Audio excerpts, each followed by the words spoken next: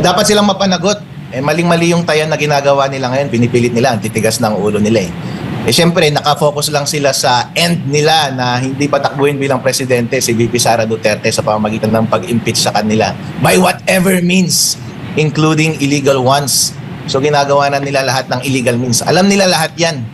So alam naman kasi nila na wala silang direct evidence o wala silang facts na pwedeng by which ipin down si VP Sara Duterte, kaya ngayon nag-fishing sila. Kahit nagva-violate na sila ng batas, sige, push.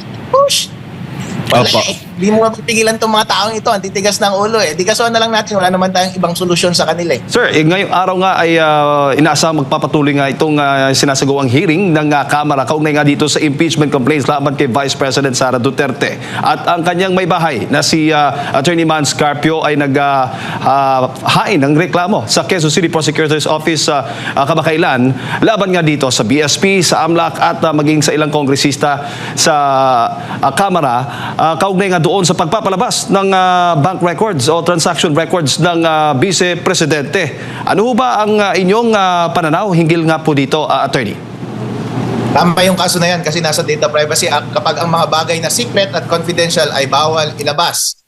Ang bank accounts ba ay secret at confidential? Opo, except in cases of impeachment. Pero ang tanong, itong case na ba ito ay impeachment case na? Hindi pa po, dahil ang kaso, kapag tatanungin mo ang Black's Law Dictionary, ay isang bagay na naglalabanan yung prosecution tsaka defense. Pero itong bagay na ito ay nandoon pa lamang sa complaint ng isang private na individual, tapos sinecheck ng mga members of House kung okay itong complaint ito para dalhin bilang official complaint papunta doon sa impeachment court. So wala pa ngang articles of impeachment, wala pa yung formal complaint sa isang impeachment case. Ibig sabihin nasa accusatory stage pa lang sila. So wala pang impeachment case. So hindi pwedeng ilabas yung mga information tungkol sa mga bank accounts ni VP Sara at ng kanyang asawa. Pangalawa, kahit sabihin natin impeachment case ito, ang isang impeachable offense at ang isang impeachable official ay pwede lamang siya ma-prosecute for impeachment sa mga bagay-bagay na ginawa niya habang hinahawakan niya yung position niya habang isa siyang impeachable official. So ibig sabihin habang bilang Vice President si VP Sara Duterte. Kaso nga lang, ang hinuhukay nila ay yung mga impormasyon before pa siya naging Vice President. Bawal po yan. Pangatlo, hindi mo rin pwedeng hukayin yung mga information tungkol sa bank accounts ng isang tao na hindi kasama sa impeachment. Yung asawa ba niya na si Attorney Carpio ay impeachable officer? Hindi naman po. So bawal po isama ang kanyang pangalan. So bawal po. Ang mga bagay po na ito ay in violation doon sa Data Privacy Act in relation sa bank secrecy law. At nandun din sa bank secrecy law na yung mga covered institution at ang kanilang mga representatives, yung mga binigay na rineport ng mga covered institution doon sa AMLAC tungkol sa mga covered transactions at mga suspicious transactions. Bawal ilabas po yan dahil secret po yan.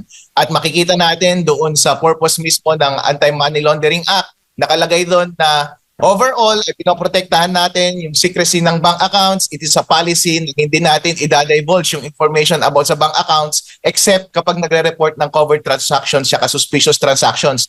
Pero ibig sabihin, outside ng reporting ng isang covered institution papunta sa AMLAC ng mga covered at suspicious transaction, in any case, wala dapat na ma-divulge na information tungkol sa bank account ng kahit na kaninong tao. So, bawal po yan. At meron ding isang related case na sinampas si Attorney Carpio doon sa RTC para i-prohibit yung pag-divulge ng tax returns. Hindi po ba? Isa pang magandang provision doon sa tax code natin. Nakalagay doon lahat ng information about sa income, about sa estate, about sa business ng kahit na sinong tao ay bawal ilabas ng kahit na sino. Nandun sa tax code yan. At except in aid of legislation at during executive session. Itong bagay na ito na ginagawa ba ng Committee on Justice in aid of legislation? Hindi po. Ito po ay isang quasi-judicial proceedings nila.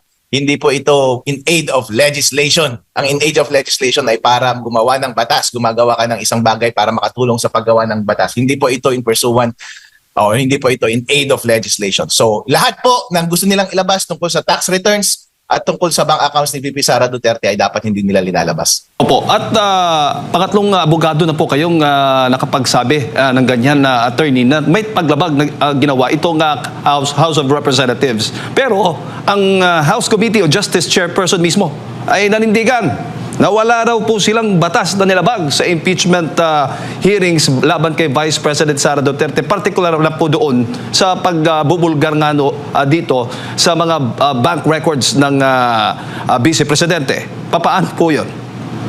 Sa korte na lang sila magpaliwanag. Kasama ata siya doon sa case ni doon sa prosecutor's office, kasama ba siya? Opo. Lahat ng tao na nag-divulge ng private information, doon na lang kayo masusukat dahil legal question yan. Malinaw naman ang nakalagay sa batas Data Privacy Act. Lahat ng confidential information bawal ilabas. Confidential ba yung bank account? Confidential po. Confidential ba ang mga transaction before nakaupo si VP Sara Duterte as VP? Confidential po. Confidential pa yung bank transaction ng isang private na tao, hindi bank transactions ni VP.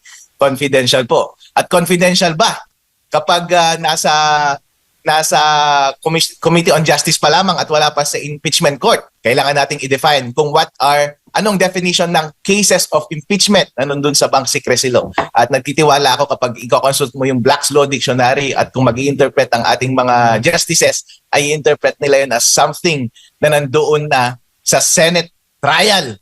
Isipin po natin, kapag nandito po kasi tayo dito sa Committee on Justice pa lamang, nandun pa lang tayo sa pag-gatekeep natin ng complaint. Hindi tayo pwedeng maghanap ng mga ebidensya na wala doon sa complaint.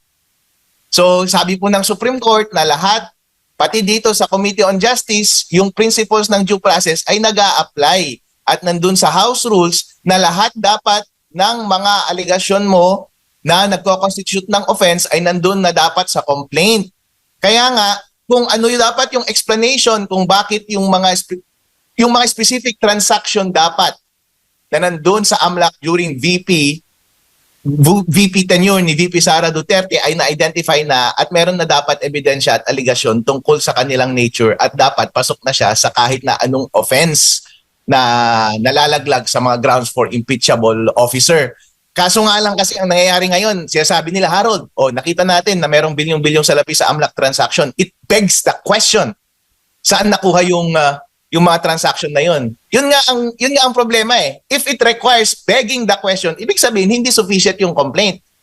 Kasi dapat nandun na mismo yung complaint kung bakit merong ganong kalaking pera, anong dahilan at meron ka na dapat ebidensya. In the first place, na-identify mo na dapat yung mga transaction ngayon. So kung nagbe-beg pa siya ng question, ibig sabihin hindi pa siya na-allege sa complaint at kapag hindi siya na-allege sa complaint, ibig sabihin hindi siya pwedeng pag-usapan dito sa Committee on Justice. And violative yan ng due process. Opo, at kung pakikinggan po ninyo at babasahin naman itong mga komento ng mga kritiko ng Vice Presidente, ang sinasabi po nila, ngayong nabulgar itong yaman na di umano ni Vice Presidente Sara Duterte, ay ibig sabihin ay talagang itinago ng pangalawang Pangulo itong kanyang yaman. Tama ho bang ganun na naratibo, attorney? Hindi totoo yan. Kahit ako, negosyante rin ako. Ang daming dumadaan na pera sa mga bank account ng negosyo namin. Kahit na sinong negosyante, tanungin mo. Maraming pumapasok, milyon-milyon yung pumapasok na transaction. Milyon-milyon din yung lumalabas. Ibig sabihin ba, kung magkano yung pumasok at lumabas na total, ganun ka yumaman? Kung minsan nga, kadalasan ang negosyo nalulugi pa Mas madami pa yung lumalabas kaysa sa pumapasok. So in other words, yung ikayayaman mo, baka negative pa. So kahit sabihin mong yung gross amount of transactions na nandun na nakareport sa AMLAC ay bilyon-bilyon, kung lugi ka rin sa mga transaction mo sa negosyo, yung difference sa SALN mo ay negative pa nga dapat. Mas lalo pa nga dapat bababa kasi mas magastos ka So yun, ganun po. Para ka lang naliligo ng tubig niyan. Hindi ibig sabihin na kapag nag-igib ka ng 2 timba pampaligo mo, pagkatapos mong maligo ay meron ka pa ring 2 timba na tubig. Kasi itatabo mo pa rin yun at ibubuhos mo sa sarili mo. Gagamitin mo yun pampaligo. Hindi mo ikayayaman yung mga dumaan na tubig sa timba mo. Hindi mo ikayayaman yung mga dumaan na pera doon sa iyong mga bangko kasi mga transaksyon yun ng iyong mga lehitimong business. At kapag nalugi ka pa, yung ikayayaman mo ay negatibo pa kaya hindi yun magre-reflect sa SALN. Therefore, hindi ka pwedeng mag-deduce ng malicious conclusion tungkol sa mga bagay na yan. Hindi mo pwedeng sabihin na porket hindi na-reflect sa SALN, ay hindi niya na-report yung totoong yaman na. niya kasi it doesn't follow from the amount of transactions. Under ordinary course ng businesses, kung minsan nga by default nalulugi pa yan eh. So hindi mo pwedeng sabihin na porket hindi na-reflect yung bank transactions ay dapat ay mali na yung kanyang pag-report ng kanyang net worth. Tandaan natin, ang net worth, SALN, ay snapshot yan ng yaman mo. Kung baga sa negosyo, parang balance sheet mo yan sa huli. Kung baga naman sa AMLAC transaction, ayan yung parang profit statement mo na sinasabi niya yung pumapasok na pera at saka expenses. So kapag makikita mo sa income statement, naka-receive ka ng 1 billion mula sa customer mo, pero naglabas ka rin ng 1.5 billion in expenses, ibig sabihin yung net income mo, negative pa. Therefore, yung maidadagdag sa yaman mo, negative din. Hindi tataas yung balance sheet mo or yung statement mo of financial position. Isa akong CPA, isa akong accountant, alam ko yung bagay na yan. Itong mga nagtatanong, palibasa kasi hindi nila alam yung difference ng flow of transactions and the state of financial affairs, of financial position. Hindi ka pwedeng gumawa ng conclusion or ng conclusion na hindi accurate yung financial position porket maraming volume of transaction doon sa flow ng kanilang bank accounts. Opo. At malinaw, attorney, na hindi po proper venue itong House Justice Committee kung saan ilalantad itong mga bank records ng Vice Presidente. Sabi mo nga, dapat sa impeachment court, which is yung Senado mismo, dapat doon na mismo, diniretso na lang sana ng House Justice Committee na aprubahan o baga ideklara, ituring na lang na may probable cause para dire-diretso na sa Senado. At doon, kung gustuhin talaga nilang ilabas itong mga bank records, yun ang proper venue, attorney, at wala pong nilalabag na batasyon.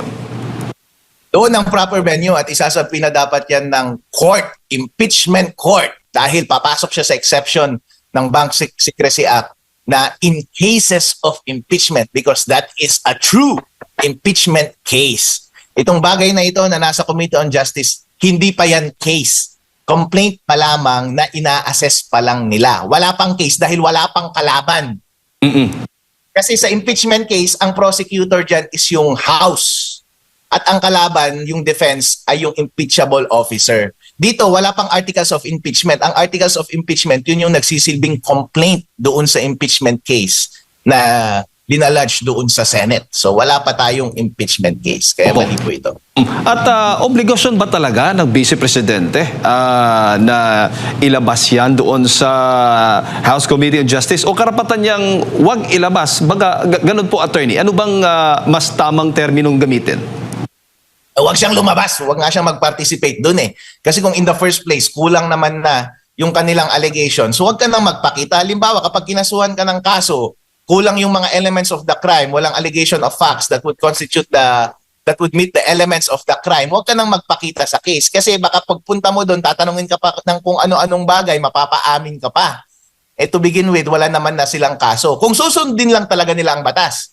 Itong mga nandito kasi sa House Committee on Justice, hindi sumusunod ng batas at hindi sumusunod ng kanilang sariling rules. Ang nakalagay doon sa rules, dapat lahat ng allegation of facts that constitutes the offense na pwedeng grounds for impeachment ay dapat nandoon na. Hindi mo na dapat hahanapin pa. Hindi ka na dapat magsasabi na pa para mag-add ng additional fact para lang mabuo yung elements ng offense. Kasi nga, in itself, hindi naman offense na maraming transaction sa AMLAC, di ba? Ikaw at ako, kapag nagtatransact ka sa bank mo, automatic covered yan, reported na kagad sa AMLAC. Hindi yun offense na marami kang transaction na malalaki. At hindi rin offense na hindi reflected yung mga transaction mo na yun sa SALN kasi walang relation yun. Hindi mo pwedeng i-deduce yung amount ng SALN from the transaction mo from AMLAC. Kasi hindi natin masasabi kung magkano yung neto mo as income or additional doon sa ikinayaman mo.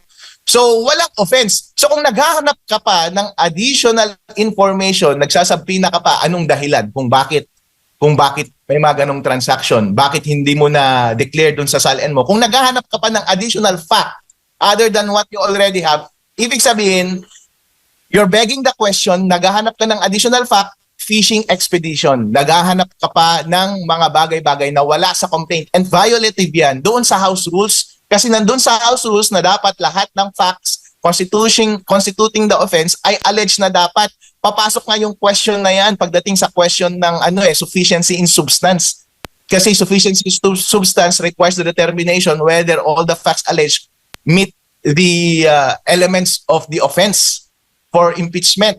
So yun nga, malinaw, grave of abuse of discretion na nun nung ipinasa nila dun sa substance, sufficient in substance. Pero ngayon nasa probable cause. Kapag probable cause, ibig sabihin lamang ay at least meron na dapat allegation ng elements of the crime. Tapos maniniwala ka kung 50-50 probably ba na nakomit na tao na ito yung crime given itong mga allegations. Kung kulang ka ng allegation about sa specific offense, kulang na kulang talaga yung complaint mo. Again, inuulit ko, given yung mga AMLAC allegations, the AMLAC information at yung SALN document, walang offense, hindi ba? Walang offense, walang unlawful na nasabi. Ngayon, naghahanap sila ng additional facts through interviewing witnesses para i-feed yung missing unlawful element para makapag-establish ng offense. Kapag dito mo lang ginagawa yung bagay na yon through interviewing witnesses, ibig sabihin nag-fish ka ng ebidensya, nagdadagdag ka ng facts beyond ng what is already doon sa complaint. Therefore, violative yan ng due process. Against yan sa House rules. The requirement ay nandun na dapat lahat ng facts doon sa complaint. At sabi ng Supreme Court, kapag violation yan, kapag violative yan ng due process, dyan pa lamang sa Committee on Justice, illegal yung ginagawa ninyong proseso.